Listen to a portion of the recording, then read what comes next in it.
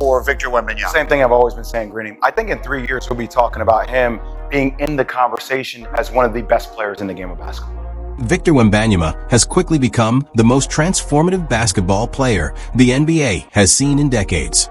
His impact on the San Antonio Spurs and on the league itself goes far beyond the box score.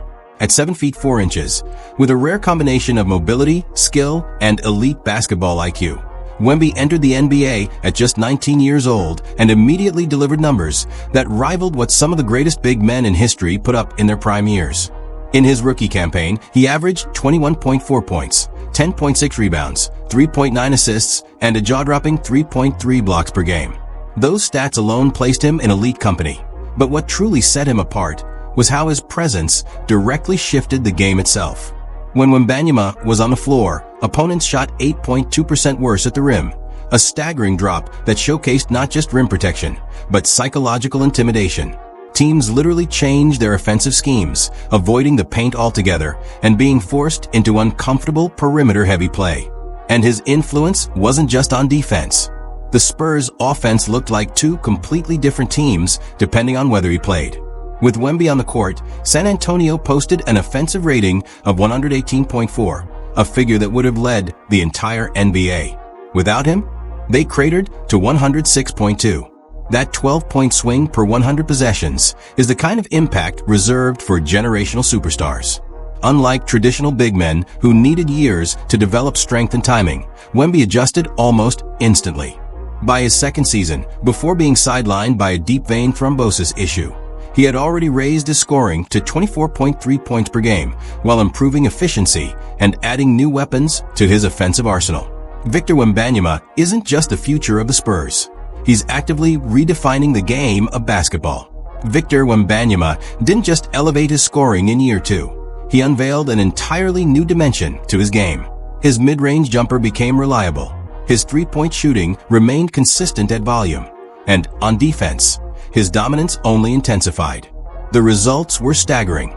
With Wemby anchoring the paint, San Antonio's defense leapt from 23rd in the league to 5th after the All-Star break. His impact was so overwhelming that whispers of a Defensive Player of the Year award began swirling long before his health setback. But the Spurs' rise isn't only about Wembanyama. It's also about the organization's deliberate long-term strategy, a strategy rooted in the same philosophy that fueled their Tim Duncan-era dynasty, when San Antonio captured 5 championships. This time, though, the Spurs have added a modern twist, an unprecedented stockpile of draft capital. Over the next 6 years, San Antonio controls 24 future draft picks, including the number 2 and number 14 picks in 2025, unprotected first-rounders from Atlanta in 2026 and 2027, swap rights with Boston in 2028, swap rights with Sacramento in 2031, and several other selections scattered throughout the decade. No franchise in the league has more flexibility. The Spurs can stay patient, drafting and developing talent as they've always excelled at, or package picks to chase superstar trades. Either path keeps them positioned to dominate for years to come.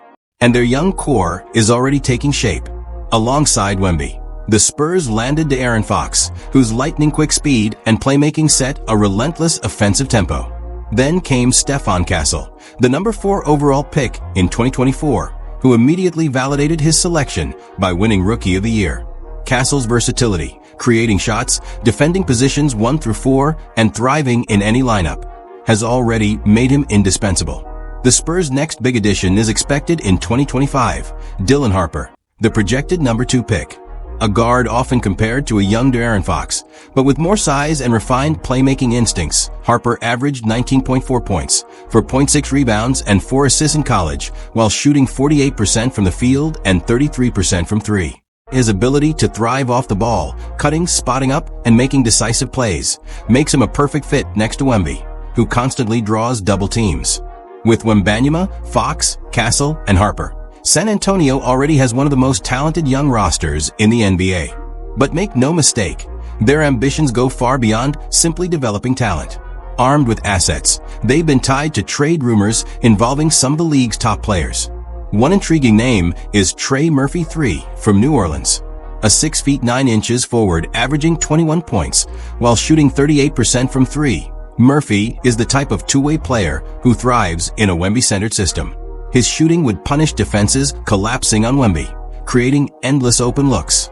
A package involving Jeremy Sochan, the number 14 pick, and a future first-rounder could tempt New Orleans, especially given the Pelicans' ongoing struggles with Zion Williamson's health. Another option is Lauri Markkanen of the Utah Jazz. A 7-footer with career 37% shooting from three, Markkanen would perfectly complement Wemby. Imagine the nightmare for opposing defenses. Wemby dominating the paint while Markkanen stretches the floor from deep. Utah's mediocrity and uncertain direction make them prime trade partners, and San Antonio's draft treasure chest gives them unmatched leverage. And then there's the most ambitious scenario of all, Giannis Antetokounmpo. Should Milwaukee falter in its quest to remain a contender, San Antonio's overwhelming package of picks and young talent could outbid every other team in the league. Pairing Giannis with Wemby wouldn't just be historic, it could redefine the modern era of basketball. San Antonio isn't just building a contender. They're building the NBA's most flexible and dangerous foundation, with Wembanyama as the centerpiece. Whether through the draft or blockbuster trades, the Spurs are positioning themselves not just for relevance, but for dominance.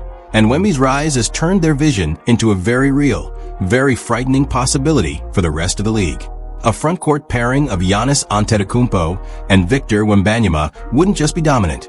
It could completely redefine the physical and strategic limits of modern basketball. Offensively and defensively, their combination of size, mobility, and skill would force opponents into impossible matchups. But here's the reality. The Spurs don't actually need to rush into any blockbuster trade.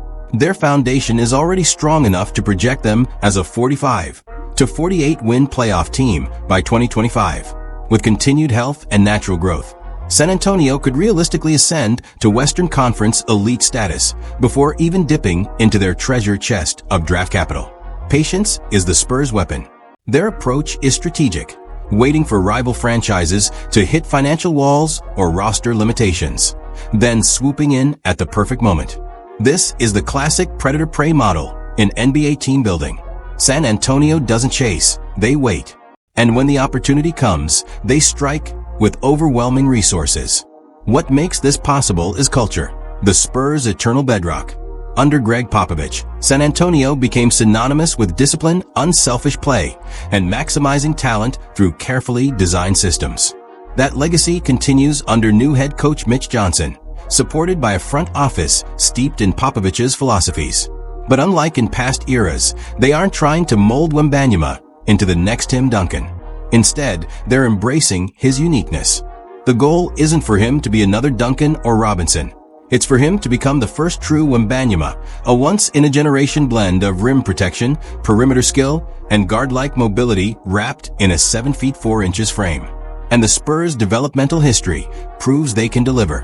DeJounte Murray, taken 29th overall, blossomed into an all-star.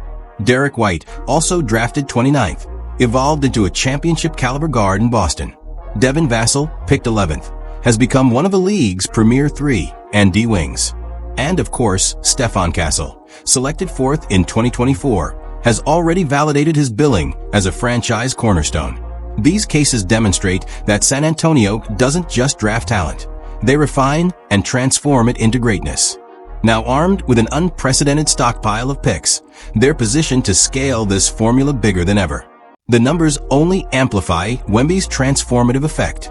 Opponents attempted just 45.6 shots per 100 possessions in the paint when he was on the floor, a figure that ballooned to 52 when he sat. That difference isn't just rim protection, it's mental domination. Teams actively abandoned their best offensive tendencies simply to avoid him. And that's only one side of the ball. Offensively, Wemby is redefining what a player his size can do. 30-foot pull-up jumpers, Euro steps through traffic, running pick and rolls as the ball handler at 7 feet 4 inches. No one in basketball history has fused elite guard skills with such dominant rim protection and interior scoring. The fan base has responded in kind. San Antonio, once defined by Tim Duncan's fundamentals and the steady brilliance of Tony Parker and Manu Ginobili, is now electrified by Wembanyama's nightly highlights. The Frostbank Center has transformed into a cauldron of energy as fans realize they're witnessing something unprecedented. This isn't just another star, it's the birth of a new era. When you combine Wembanyama's impact, San Antonio's proven developmental pipeline, their mountain of draft assets, and their predator-like patience in trade markets, the message becomes impossible to ignore. The future of the NBA runs through San Antonio. And with every season that passes, the Spurs look less like a rebuilding project and more like the league's next dynasty in waiting. The rest of the league isn't just competing with the Spurs. They're preparing for a new age of dominance, one that could last for decades. Or Victor Wembanyama. Same thing I've always been saying, Greeny. I think in 3 years, we'll be talking about him being in the conversation as one of the best players in the game of basketball. I think Victor Wembanyama will absolutely be in that conversation. The size, the length, the basketball IQ, it's all there. What stood out last night won't dominate the headlines because it's not a polarizing topic, but it was his maturity. People always ask, is he going to get pushed around? Does he need to put on more weight? And sure, he'll naturally fill out as he gets older. That's just how development works. But here's the thing, he doesn't need to bulk up 35 or 40 pounds to reach his peak. My football guys always say, man, he looks a little narrow. But basketball isn't football. On the court, he's already figured out how to use his length and footwork to counter any physical disadvantage. He can roll off the opposite elbow, force defenders to retreat 3 or 4 steps, and create space with skill, not mass. He doesn't need to become Nikola Jokic. He doesn't need to be anyone else. His game is Victor Wembanyama, unique, versatile, and built for the modern NBA. And trust me, with that skill set, he's going to be just fine. T.G. Jackson say players around the league have told him to stop meat riding after he claimed Victor Wembanyama will end up as the GOAT. I'm looking 10, 12 years from now when he's got an extra 30 pounds and a nice goatee with a mustache. I think Wemby will be the GOAT. I'm looking 10 to 12 years down the line when Victor Wembanyama's added 30 pounds and is rocking a goatee with a mustache. At that point, I truly believe he could be the GOAT. But let's be real. Adding 30 pounds on that frame seems unlikely. Still, even without it, he's going to be very, very good. Gonna be Michael Jordan. You know, he's gonna be up there, you know, in the top tier, but not the elite of the elite. What you think, Swish? You like what you see? I mean, a 7'4" guy, 7'4.5", however tall he is. I mean, he's towering over Rudy Gobert. And they say Rudy Gobert is 7'1". Right. So he's at least 7'3.5", 7'4". I'm gonna say 7'4". He might be even 7'5". But we've never seen a guy his height. He's not going to be LeBron. He's not going to be Michael Jordan. But he's absolutely going to be in that top tier, even if not quite the elite of the elite. What do you think, Swiss? You like what you see? I mean, come on, this guy is 7 feet 4 inches, maybe even 7 feet 5 inches. He towers over Rudy Gobert, and Gobert is listed at 7 feet 1 inch. So realistically, Wembanyama's got to be at least 7 feet 3 inches and a half, maybe taller. But here's the crazy part. We've never seen a player that size move like him. Normally, guys that tall are cumbersome. Think Manu Bol, Gheorghe Muresan, or Sean Bradley. Massive frames, but limited mobility. Wembanyama is completely different. At his size, with that athleticism, coordination, and fluid movement, he's rewriting the blueprint for what a 7-footer can be.